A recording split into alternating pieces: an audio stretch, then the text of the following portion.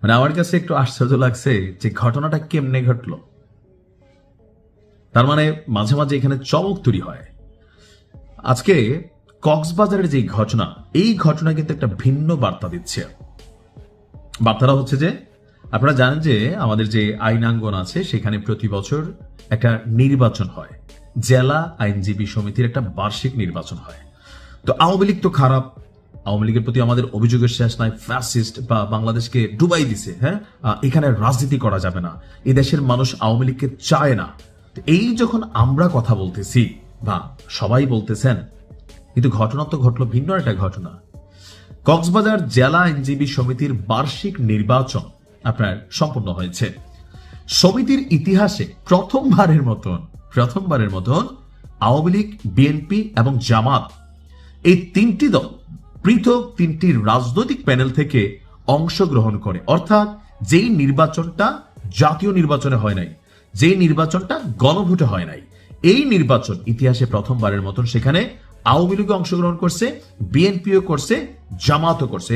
Result দেখেন, সমিতির 17টি পদের মধ্যে আওয়ামী লীগ সমর্থিত প্যানেল যারা, তারা আপনার পেয়েছে 7টি।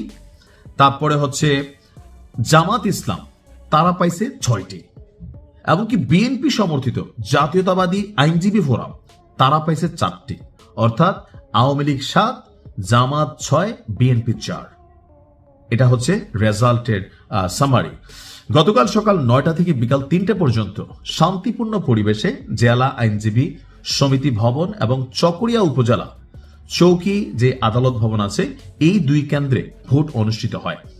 নির্বাচনে সভাপতি পদে বিএনপি সমর্থিত জাতীয়তাবাদী আইনজীবী ফোরামের মনোনীত প্যানেলের প্রার্থী যিনি ছিলেন অ্যাডভোকেট আব্দুল মান্নান নির্বাচিত হয়েছেন। অর্থাৎ সভাপতি হয়েছেন আব্দুল মান্নান বিএনপির পক্ষ থেকে। তার নিকটতম প্রতিদ্বন্দ্বী ছিলেন জামাত ইসলাম সমর্থিত প্যানেলের অ্যাডভোকেট আমির হুসাইন। সাধারণ সম্পাদক পদে বিজয়ী হয়েছে জামাত ইসলামের যে প্যানেল আছে সেখানের অ্যাডভোকেট আখতার উদ্দিন হেলালি। তার নিকটতম প্রতিদ্বন্দ্বী ছিলেন সাধারণ সম্পাদক পদে আওয়ামী লীগ সমর্থিত যে প্যানেল আছে সেটার অ্যাডভোকেট মোহাম্মদ নুরুল হুদা। জাতীয়তাবাদী আইনজীবী ফোরাম মনোনীত প্যানেল থেকে সহসভাপতি পদে মোহাম্মদ আবদুল্লাহ, পাঠাগার এবং তথ্য প্রযুক্তি সম্পাদক পদে অ্যাডভোকেট শওকত উসমান, নির্বাহী সদস্য পদে অ্যাডভোকেট আজিজুল করিম নির্বাচিত হয়েছেন। এই প্যানেলে 17টি পদের বিপরীতে 16 জন প্রার্থী দিয়ে 4টি পদে জয়ী হয়। এখন টোটাল গিয়া সিটের সংখ্যা আপনার আওয়ামী লীগ বেশি পাইল, আর মোট ভোটার ছিল 948 জন। এর মধ্যে কক্সবাজার কেন্দ্রে 861 জন এবং চকরিয়া কেন্দ্রে 87 জন ভোটার ছিলেন। অর্থাৎ মোট 892 জন যারা আছেন এখানে সদস্য, তারা ভোট দিয়েছেন। 17টি পদের বিপরীতে 47 জন চূড়ান্ত প্রার্থী প্রতিদ্বন্দ্বিতা করেন। আর এই প্রথমবার 3টি দল সেখানে নির্বাচন করেন। তো নির্বাচন নিয়ে এখানে আপনার কোনো ধরনের কোনো কি বলা হয় যে নেগেটিভ কোনো সিচুয়েশন অথবা অপ্রীতিকর ঘটনা ঘটেনি।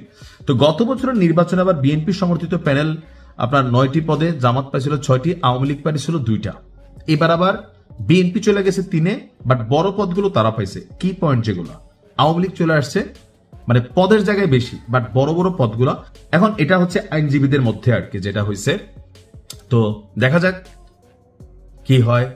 ভালো করে চললে মানুষ একসময় তার রাগ গোসা কমে যায়। আর যদি যে গত 2-3 দিন আগে বলছিলাম যে তারেক জিয়ার কাছে একটা আবদার ছিল আওয়ামী লীগের, যে যদি একটু স্পেস দেয় বিএনপি, তাহলে তারা ভালো হয়ে রাজনীতি করবে। সময় বলে দিবে কে কতটুকু বদলাইছে। ভালো থাকুন।